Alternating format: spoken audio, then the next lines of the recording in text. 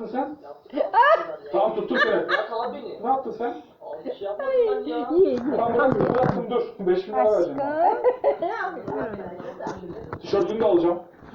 Çıplak gezeceksin şimdi. Çıplak gezeceksin burada. Gezemem sen. Çıplak gezeceksin. Çıplak tişörtünü. Buradan. Limonda. Evet tutacaksın. Öz isteğin yeme. Abi sen de Ala, ala. ya.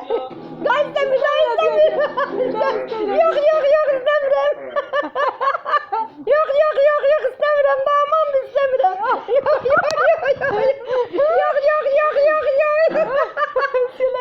Yok yandırır. Yok. Kurban olurum. Ay şutum benim. Salih. Her yedim bir yoğurt işi vardı. Ben Yok istemiyorum. Delikanlıyım ben ha. Ne var? Ala